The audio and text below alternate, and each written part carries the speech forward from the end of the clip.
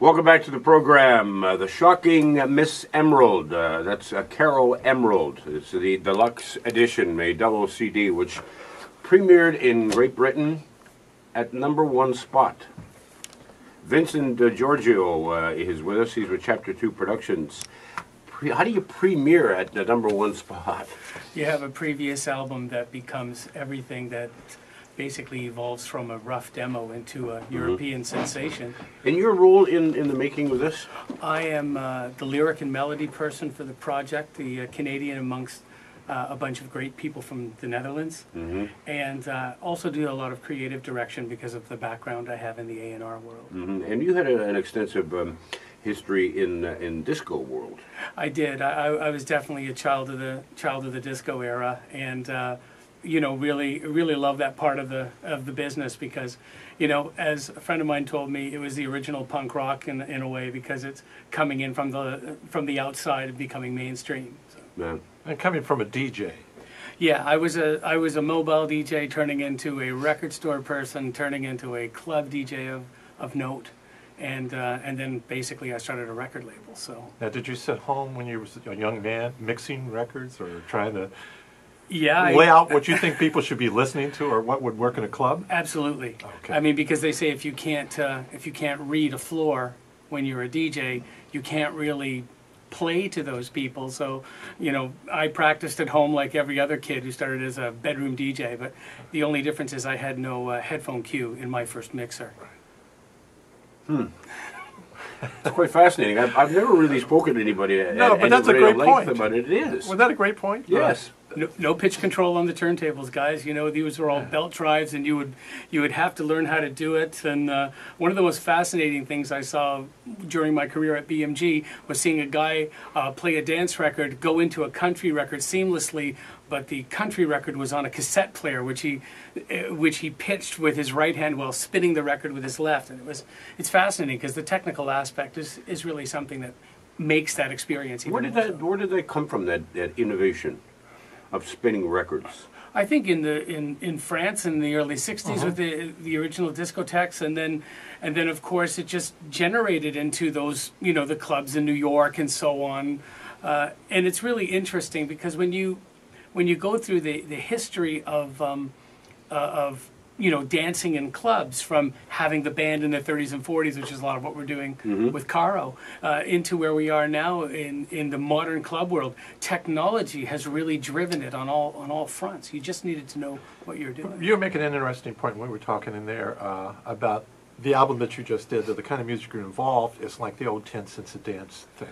Yeah, there's one song on the first album, Deleted Scenes from the Cutting Room Floor, that actually is called Just One Dance. And I got that idea to write the lyric from watching The Quiet American, and I actually watched both versions of the movie. Because, you know, when Michael Caine in the newer version goes and pays his dime a dance, the entire song is about that, but really the power of the woman rather than the guy. That's her who's job. paid. And it's also his dream, right? So that's right. Tell me what your role was in the launch of the boy band In Sync at a time where there were no boy bands. Yeah. In the mid '90s, when I was still working for BMG Canada, I was on a trip to New York, and promotion guy who booked clubs named Michael Schweiger gave me a cassette of these guys because Backstreet Boys had become so huge here. And when I was taken to New York to be part of the RCA Records team, I remembered the band and knew that there was a need. And of all things, I flew to Budapest, Hungary, and went to see them as an opening act, and they completely blew me away. And that was the beginning of it. I called my boss in the middle of the night, and I said, I don't only want to do this, I want to do a Christmas record as well, because Backstreet has not done one yet. Yeah. And well, did Backstreet? I'm wrong in what I said. What I meant to say was that there wasn't a big appetite following Backstreet. People didn't think that trend could continue with boy bands. It's very cyclical in this part of the world, whereby it's day-to-day nature in Japan and the United Kingdom and other, you know, bigger territories. And because the U.S. kind of dictates a lot of things, and Canada's pop record-making culture is really very much new where it comes to teen acts.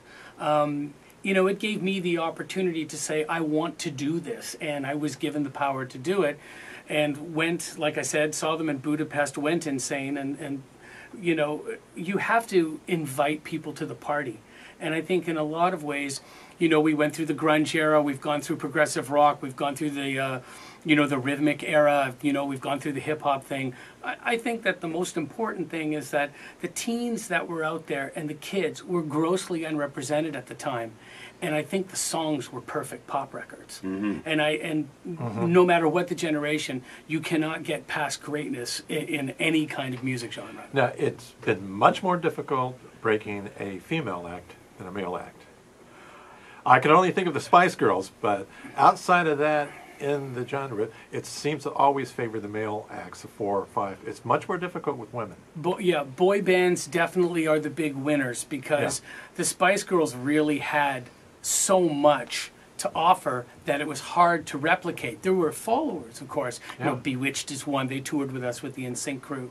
But, you know, and it's a flip-flop as well because you had a million solo female pop singers and very few male pop singers. So I guess that's where the trade-off is. I always wondered to myself after the tremendous... The Beach Boys should have taught every one of these young bands a lesson. Don't take the word boy or girl in your name. Because when the Beach Boys perform now, they look so stupid with the name Beach Boys when they're grandparents. Beach balls. Even the Spice Girls aren't girls anymore, and neither are the Backstreet Boys. But the funny thing about Backstreet Boys is that everyone has always called them Backstreet. Yeah. And then there was the confusion of the urban group led by Teddy Riley called Blackstreet.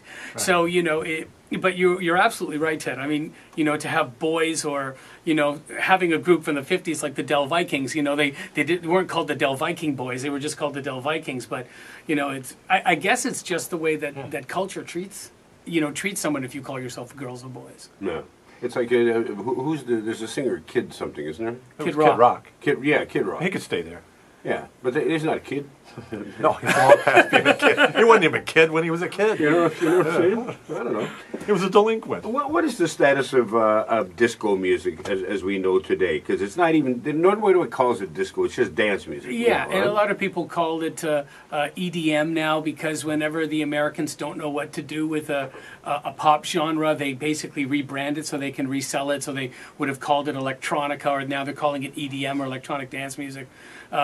You know, I think what it is now, it's about to really hit what I call the fifth peak, because there's been so many generations of dance music makers that it's absolutely the pop music of today. But the problem is that technologically things have taken over, but the kids aren't writing fantastic songs. Right. They're writing really good songs, and I think they're getting away with too much. And, you know, a lot of the disco records that were made, you know, they're sampling those things because the musicianship is phenomenal on those records. Yes. You know, and I was thinking this because I just finished reading the Wrecking Crew book, which I absolutely love. That. Yeah. And I was thinking, well, you know, when I grew up and I was buying record after record, I knew who arranged it. I knew that Earl Young was playing drums for the Tramps. You know, I knew that Willie Morrison and Ian Gunther always used the best musicians. So if Guido Basso was playing with one person, you know, then a different arranger was working with another. Today it's machines, and I think it has to recapture its soul. All right. Joining us in the studio, Vince Degiorgio. We're back with more in a moment. Right now, though, it is 1:45, and let's check time saver traffic. Well, Ted, we have a